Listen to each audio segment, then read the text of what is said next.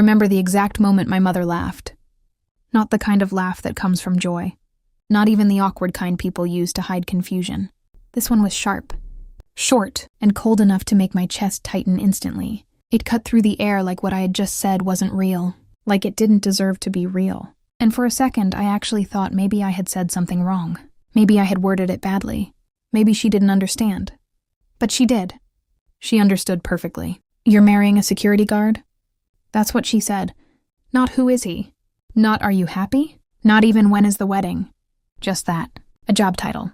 Reduced down to 2 words that, in her mind, explained everything. And in that moment, I didn't realize it yet, but that sentence, that reaction, was the beginning of the day I would lose my entire family. Hi, my name is Emily. Emily Carter. And this is the story of how I got married without a single member of my family present.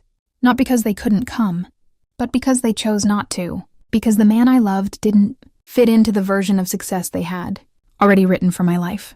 Before I continue, if you believe that love should never be measured by status, money, or job titles, take a second to subscribe. Because stories like this don't just happen to me. They happen to people everywhere. Quietly, painfully. And most of the time, no one ever hears them. I want this one to be heard. It didn't start with anger. That's the thing people get wrong. There was no big explosion at first. No shouting. No dramatic scene. Just a shift. A subtle one. The kind you only notice when it's already too late. That day in the kitchen felt normal. Almost too normal. My mom was making tea, the way she always did.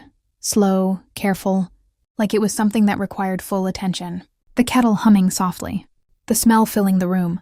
It was the kind of moment I had imagined, over and over again when I thought about telling her. Because I had imagined this differently. In my head, she would smile. Maybe even get emotional. Ask questions about him. About us. About the future.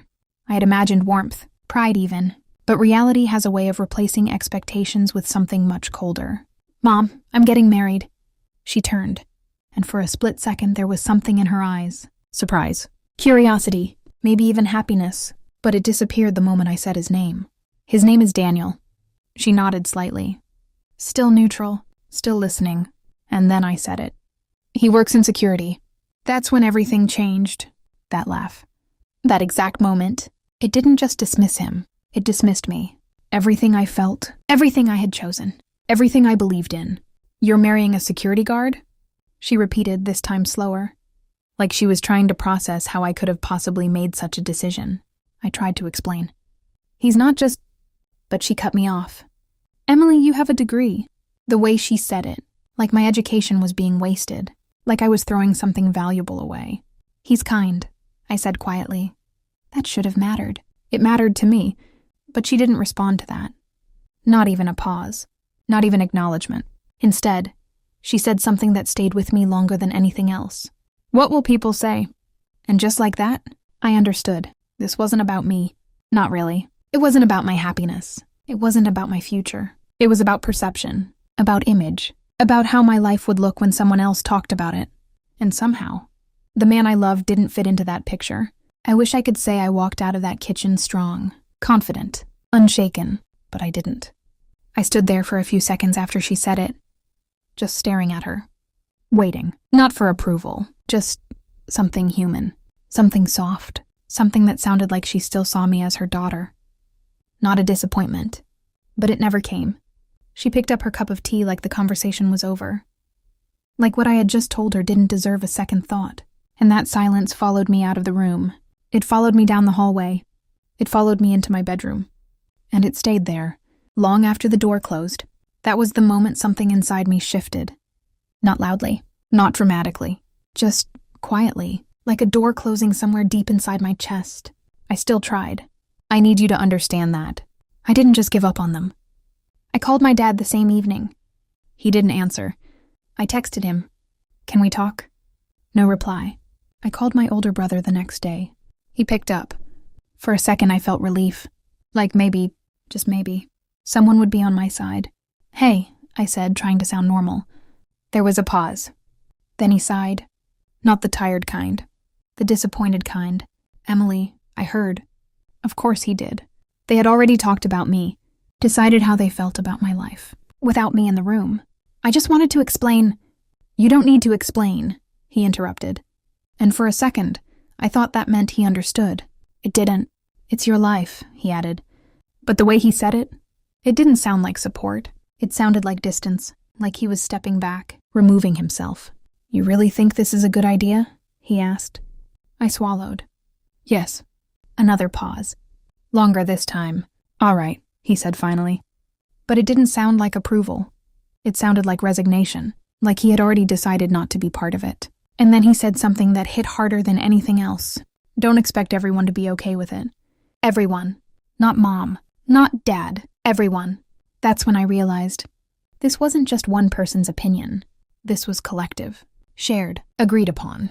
And somehow, I was the only one who didn't agree. After that call, things changed faster, not in a dramatic way. No big arguments, no confrontations, just absence. My mom stopped knocking on my door.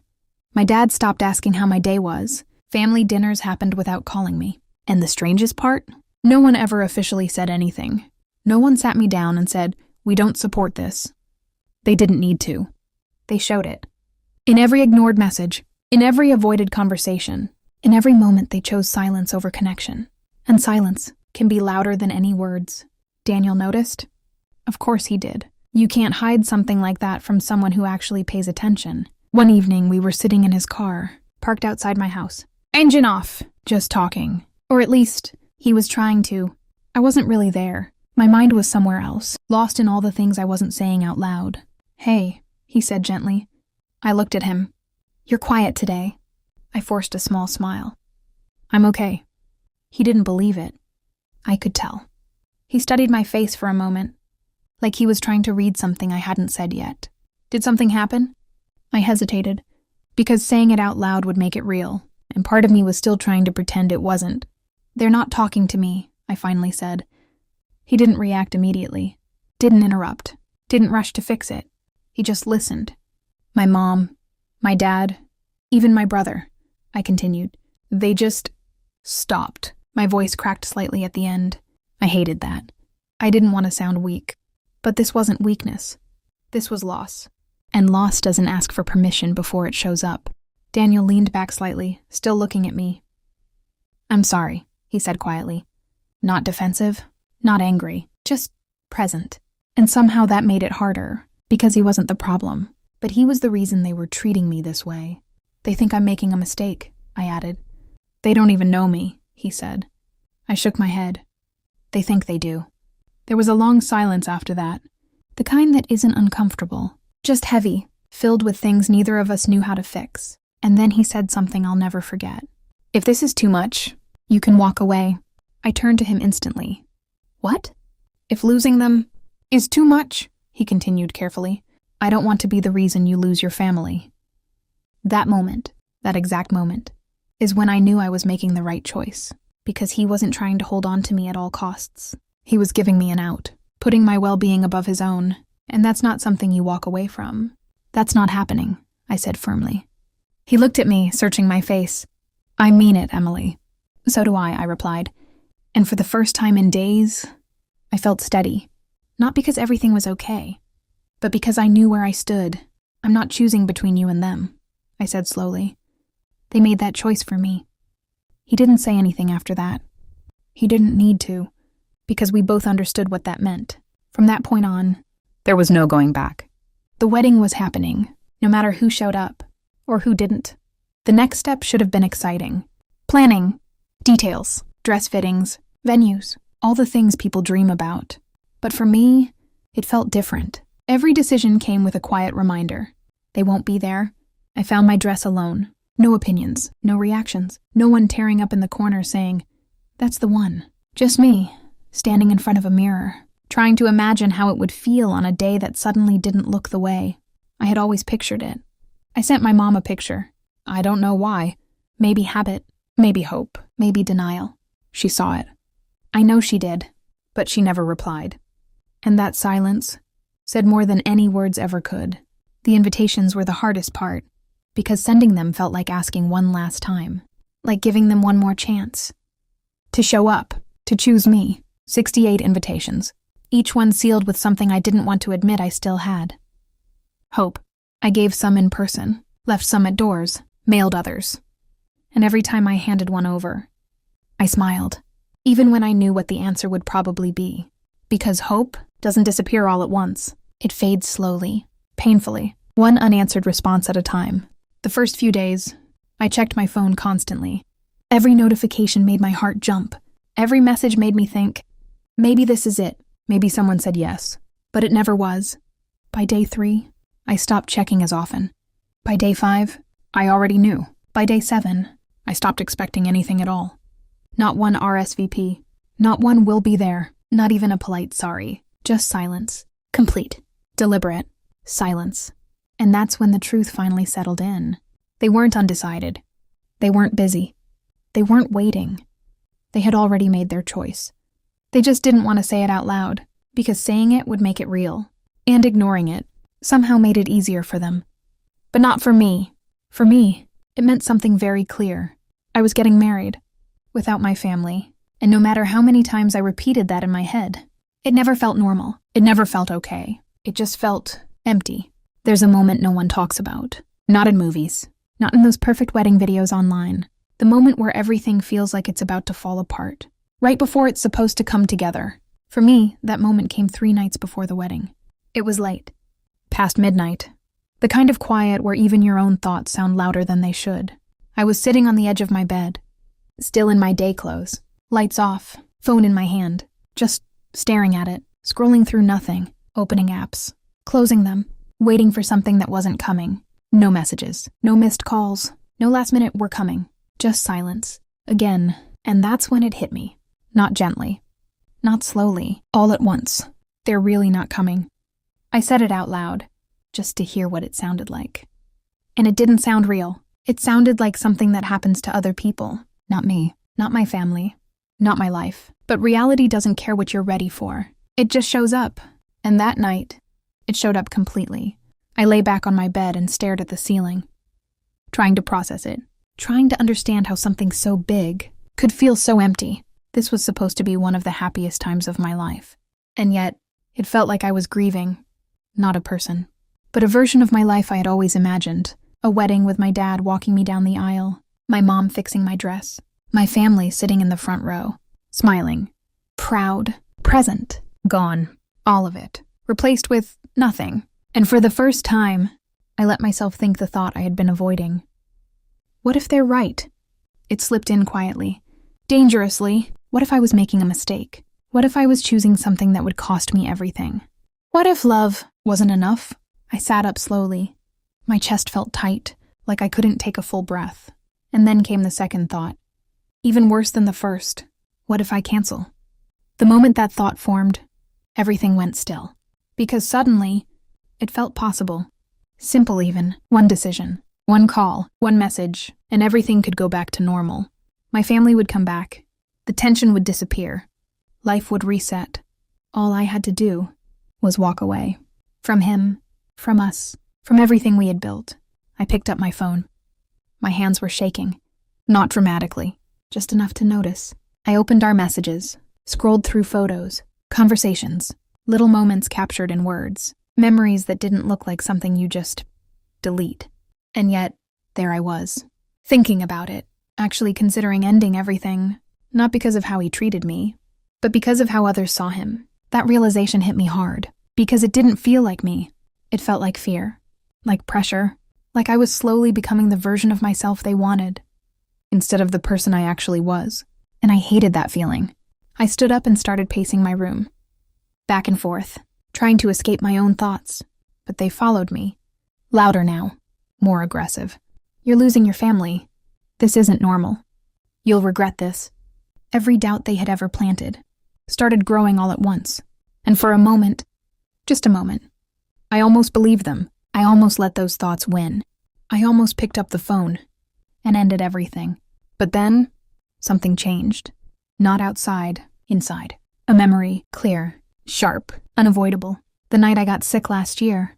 Really sick, the kind where you can't even get out of bed. I had called my mom. She didn't answer. She texted hours later. Take medicine. That was it. No follow-up. No checking in. Nothing. But Daniel? He showed up. Unannounced. with food, with medicine, with everything I didn't even know I needed. He stayed the whole night.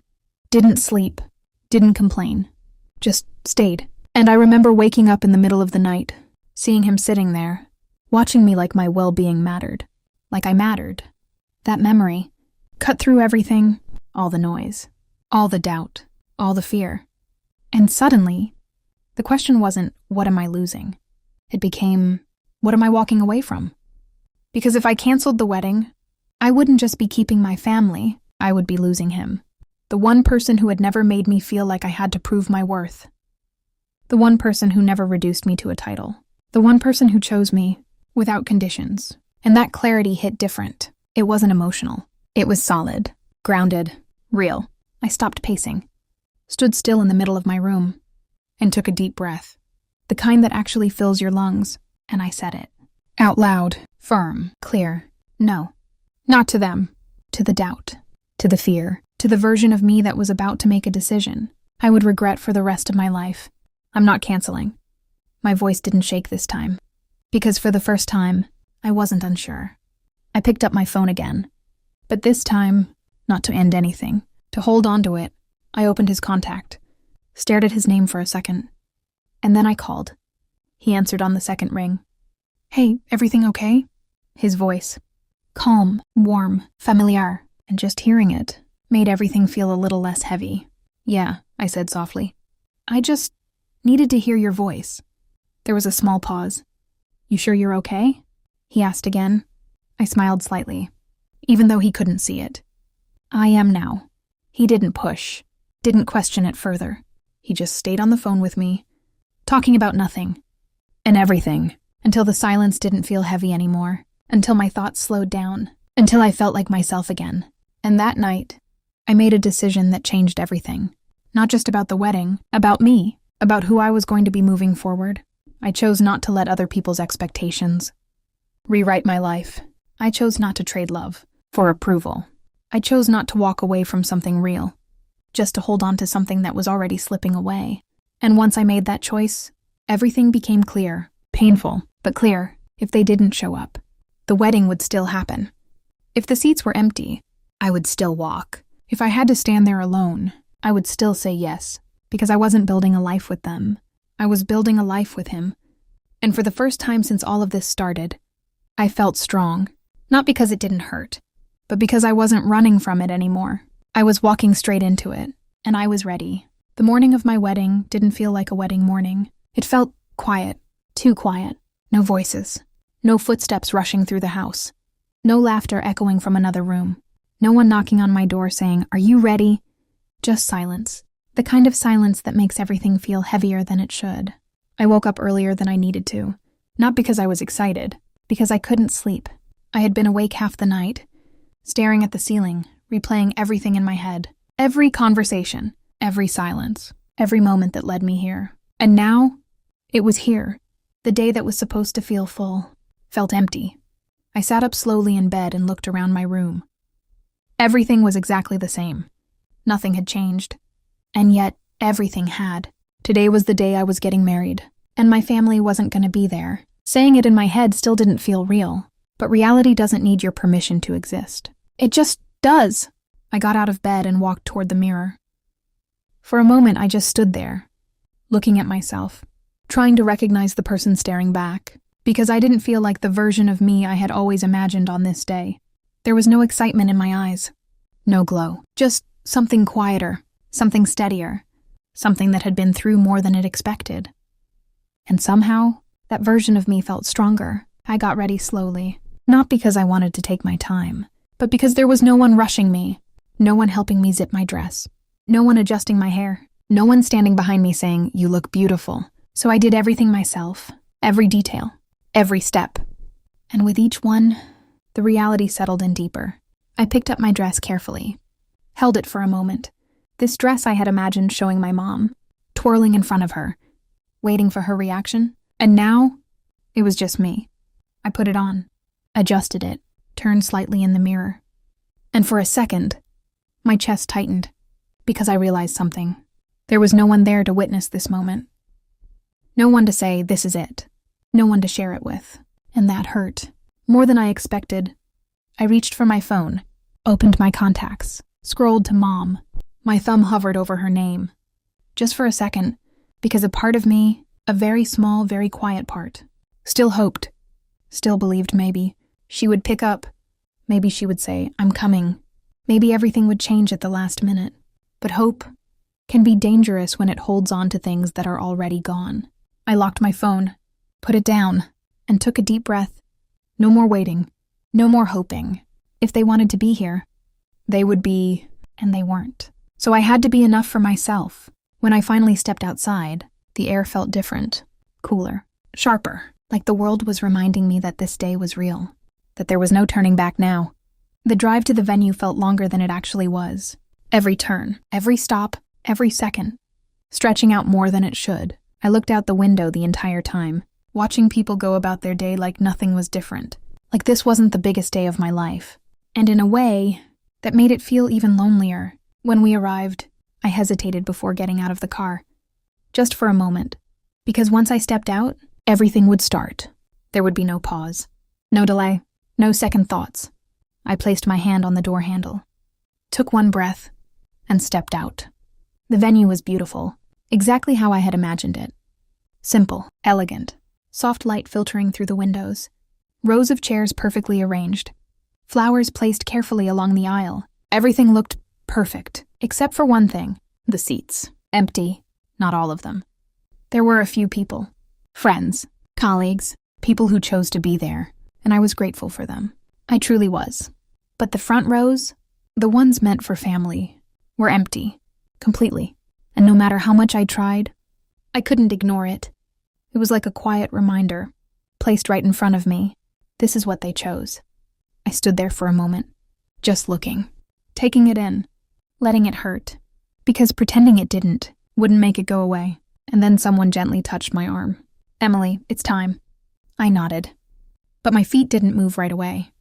Because this was the moment, the one I had thought about my entire life, walking down the aisle, and I had always imagined doing it with my dad beside me, his arm linked with mine, a quiet smile, a shared moment.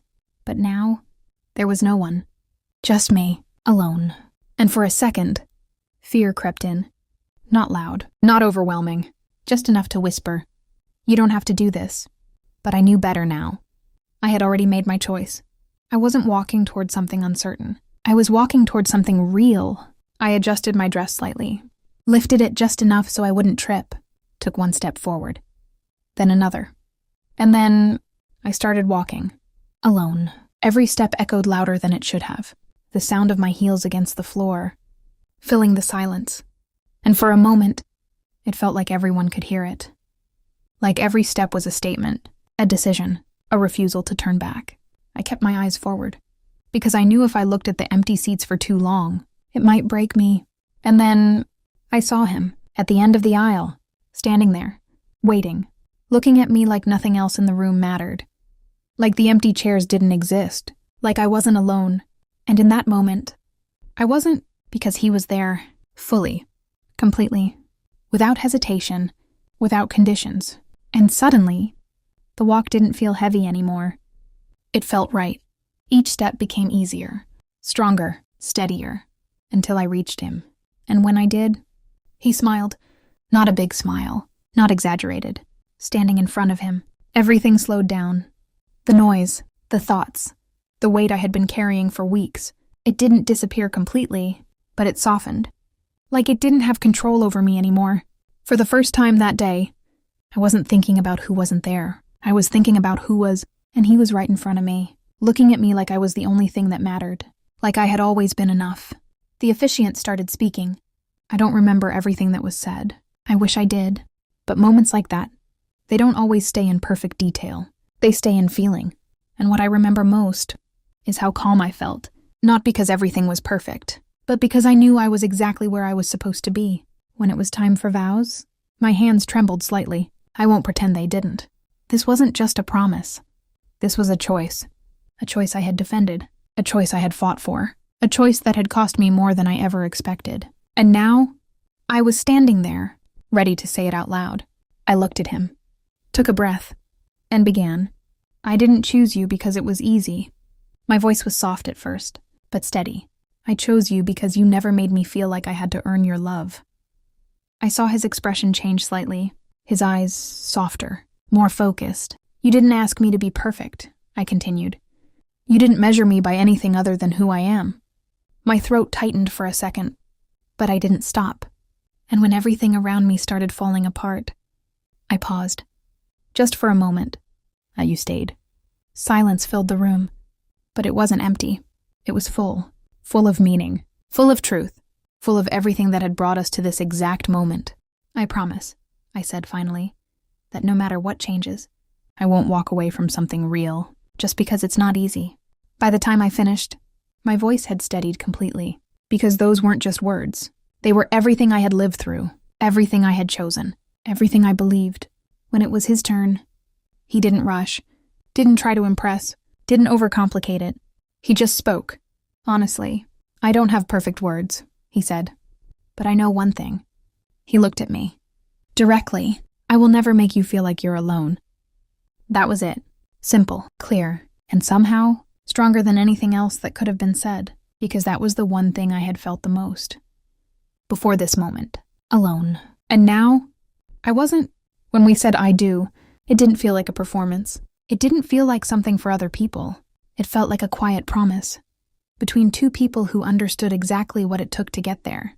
And when it was done, when everything became official. There was a small round of applause. Not loud, not overwhelming, but real. And for the first time that day, I smiled without forcing it. Because despite everything, nothing extravagant. Just a small gathering, a few tables, soft music playing in the background, people talking quietly, laughing here and there. It wasn't what I had imagined growing up, but it was something else. Something honest, something that didn't need to prove anything to anyone. I sat for a moment, just taking it all in, watching people interact, seeing the ones who chose to be there, and appreciating them more than I ever had before, because showing up means something different when others don't.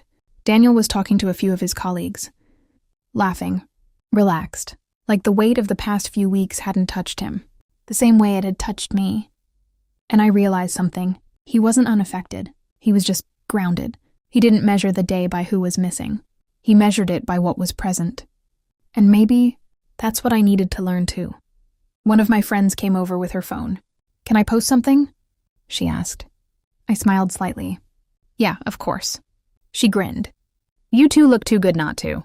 I didn't think much of it. It was normal. People post weddings all the time.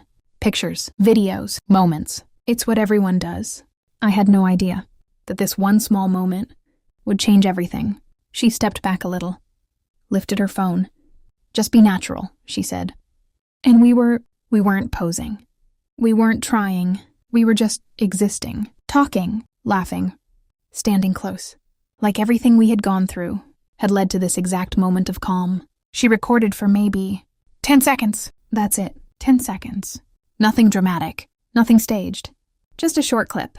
But sometimes it only takes a few seconds to reveal everything people thought they knew was wrong. She posted it, added a caption. Simple, curious, almost teasing. "Her groom is..." And that was it. No explanation. No details. Just enough to make people stop scrolling. Just enough to make them wonder. At the time, I didn't even think to ask what she wrote. I didn't check. I didn't care. Because I was present. For the first time in weeks, I wasn't thinking about what anyone else thought. I wasn't thinking about my family. I wasn't thinking about judgment. I was just there, living the moment I had fought so hard to reach. But the internet doesn't stay quiet for long, and neither do people when their assumptions start falling apart. At first, it was just one notification, a message. I glanced at my phone, didn't open it. Probably just someone congratulating me, then another, and another, then a call. I frowned slightly, picked up my phone, looked at the screen, and my chest tightened. It was my aunt. I hadn't heard from her in weeks, not since the invitations, not since the silence. I didn't answer. Not yet, because something felt off. Then another call came in. My cousin, then another. Unknown number.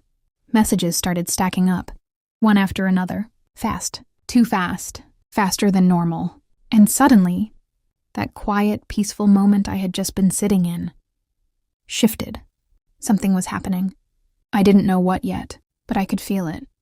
Because people who had been completely silent were no longer silent. They were reaching out, all at once, and I hadn't even opened the video yet. At first, I just stared at my phone, watching the notifications pile up, one after another. Messages, calls, missed calls, names I hadn't seen in weeks. People who had chosen silence suddenly had a lot to say.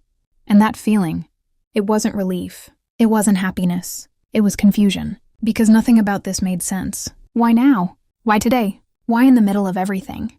I looked up for a second. The reception was still going on. Music playing softly, people talking, laughing.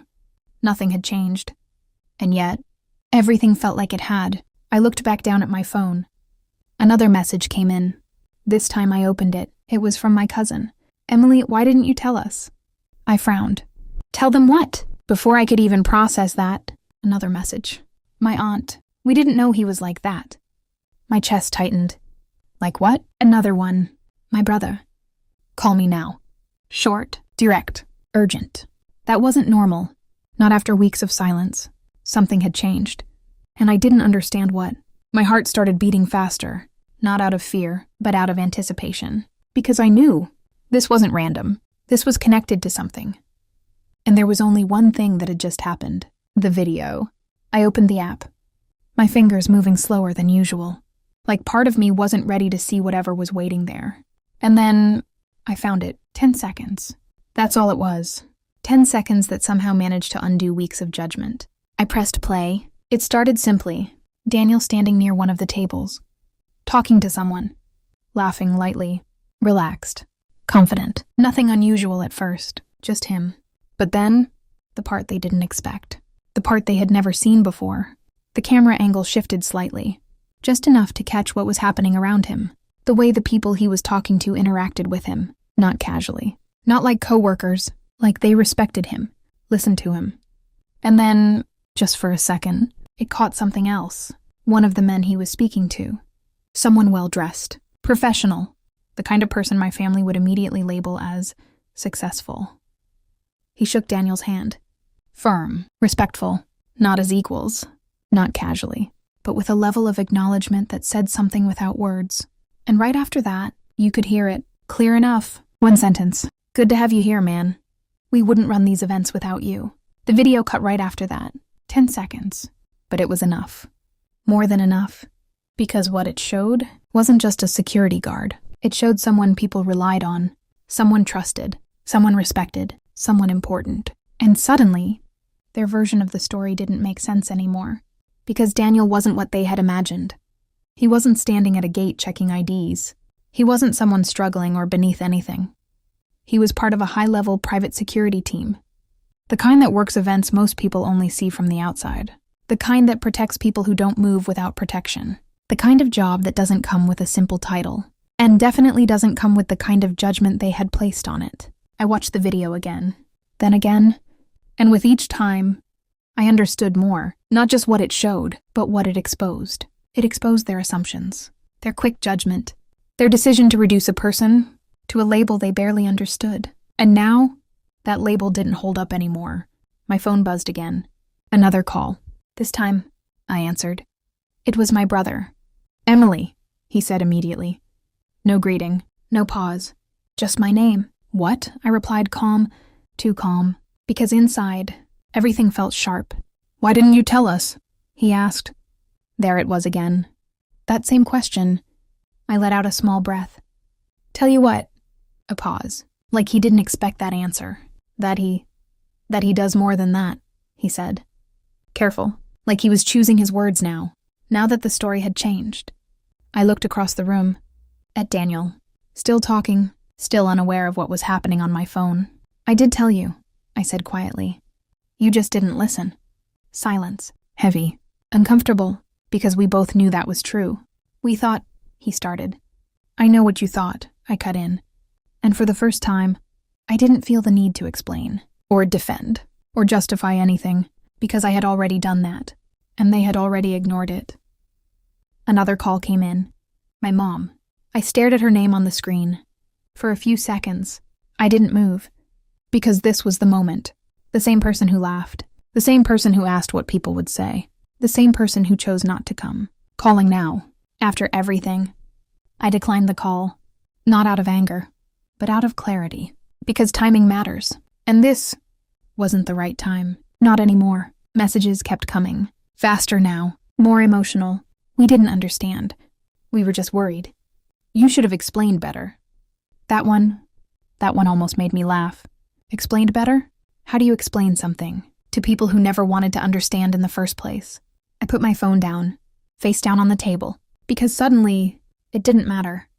Not in the way it used to.